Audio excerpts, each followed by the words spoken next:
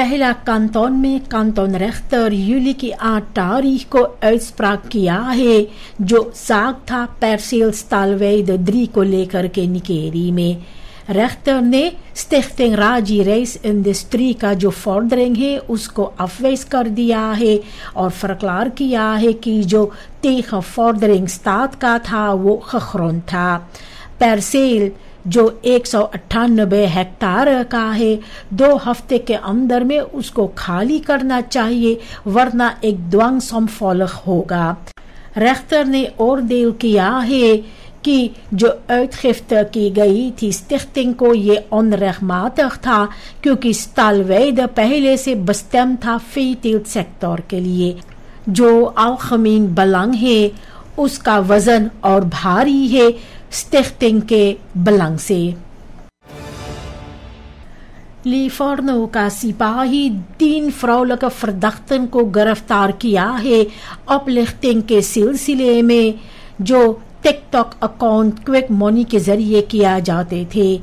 स्लachtoffers को verleid किया जाता था 10,000 SRD Suribet वाउचर्स के जरिए भेजाने के लिए, उसके बदले में खुद को ऊपर डॉलर्स उन लोगों को दिए जाते।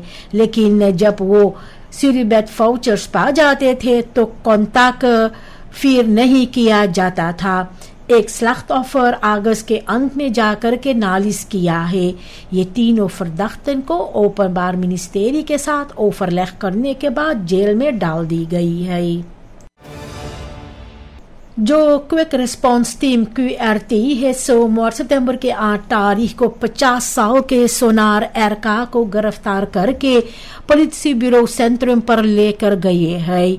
इनके खिलाफ कई नालिश की गई है अपलिफ्टिंग और फर्दौस्टरिंग के सिलसिले में। अभी तक जो छानबीन की गई है तो ये पता चला है कि वो ग्राहकों को पैसा भरवाते थे गहने के लिए, लेकिन वो कभी नहीं लेफर किया है और हर बार उनके पास नया एक्सक्यूजेस होते थे। मुमकिन कुछ और लोगों को बनादेल की गई है। ओपनबार मिनिस्टेरी एरका को जेल में डाल दिया है जबकि खोजबीन जारी है। Paramaribo में क्विक रिस्पांस टीम QRT सोमवार सितंबर के 8 तारीख verdachten XJ 26 और Fede 28 साल का इन दोनों को गिरफ्तार किया है oplichting और verduistering के सिलसिले में जो की गई है गोल्डन स्टेट जुवेलियर के पास और Charlesburg पर। 2 verdachten अभी तक लापता है। ग्राहकों जो अपना गहना बस्tel किए थे या गहने के लिए पैसे भर चुके थे वो कभी नहीं पाए हैं, जिसके वजह से ये साग सामने आया है। मुमकिन है और लोगों को बनादेल की गई है। ओपनबार मिनिस्टेरी दोनों verdachten को जेल में डाल दिया है जबकि ऑप्सपोरिंग जारी है।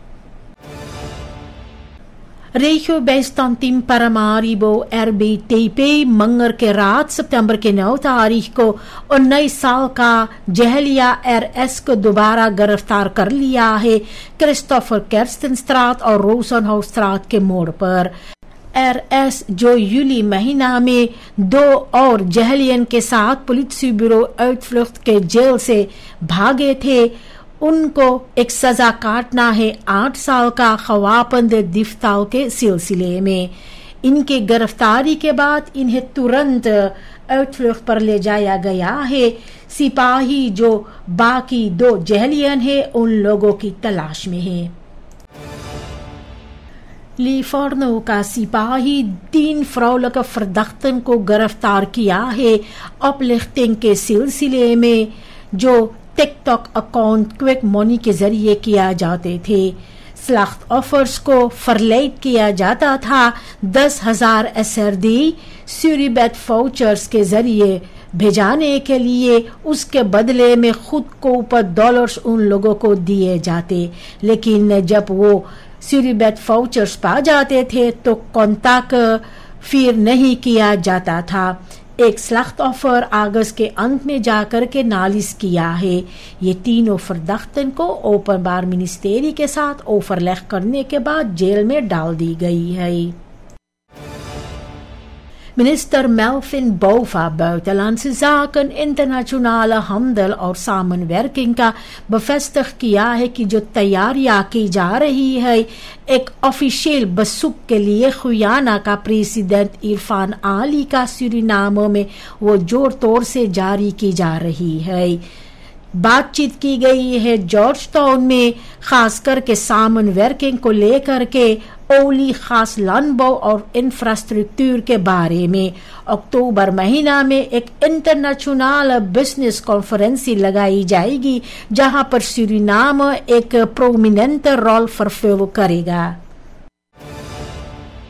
जो नया रात van commissaris है NV Haven Beheer का प्रेसिडेंट कमिसारस सिल्फानो चोंग आहिन के निर्देशन में वो स्पुदक maatregelen ट्रेफ करना चाहते हैं जो समस्याएं हैं सूरीनाम से schepen का toegang को लेकर के VS तक इसका हल निकालने के लिए। प्रेसिडेंट जेनिफर सिमोन्स से ontmoeting के दौरान में कहा है चोंग आहिन की सामनवर्किंग सरकार और डायरेक्सी के बीच बहुत जरूरी है।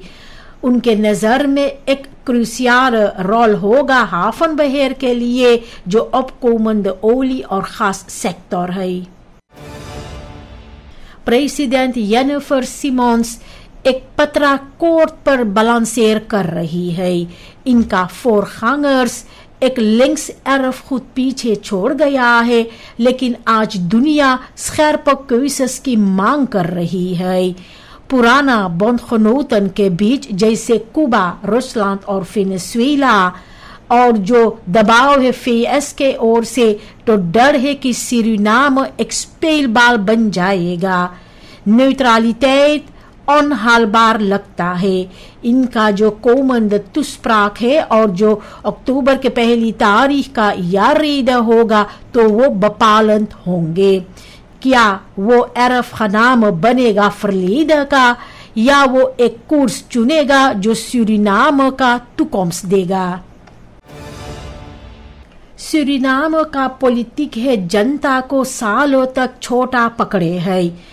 जहां पर देशों इन्वेस्टर करते हैं ऑनदरवेज और ज़ोरख में, तो जो एलिटा afhankelijk है क्रिएट की गई है गुंsten और privileges का।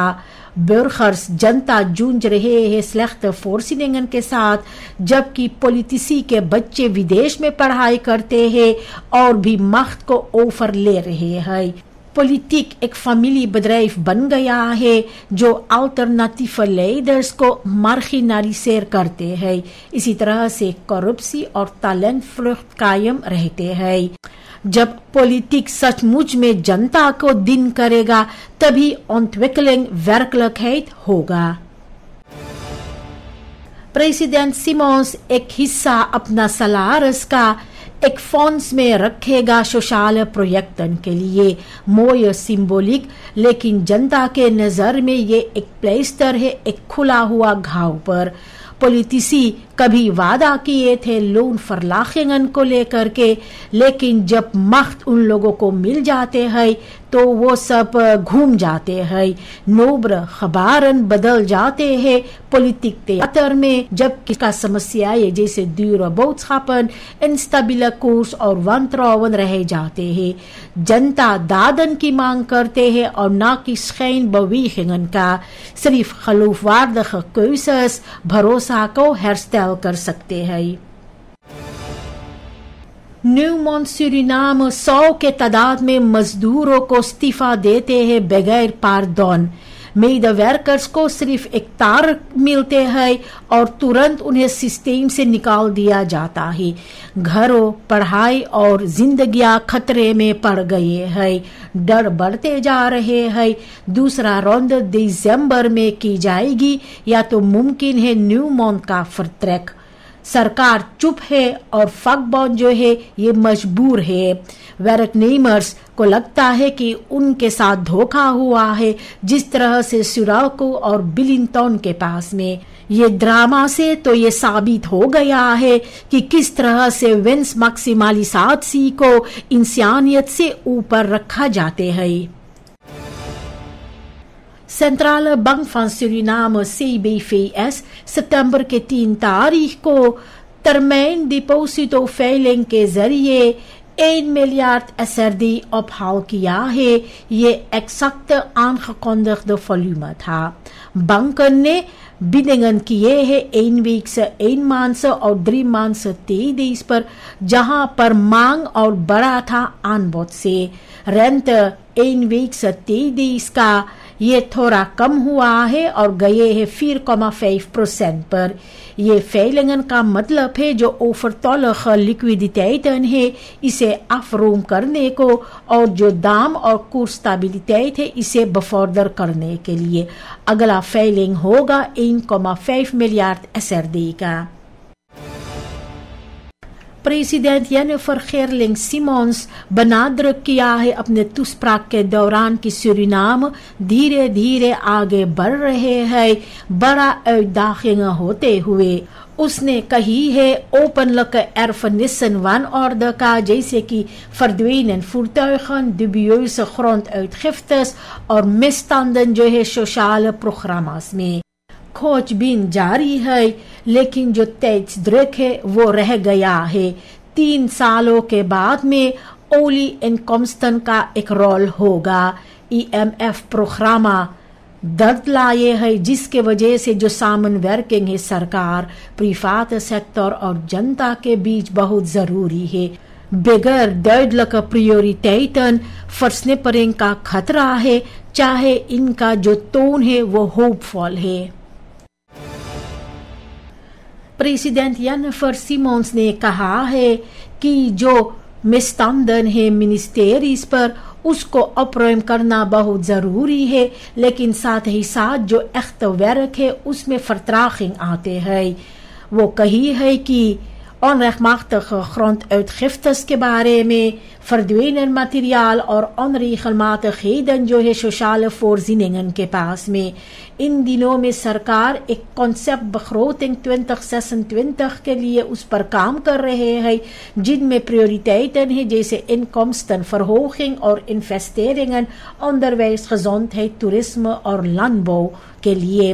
अक्टूबर के 1 तारीख को याद रहेगा जिनमें सरकार का जो कोर्स है वो और duidelijk होगा।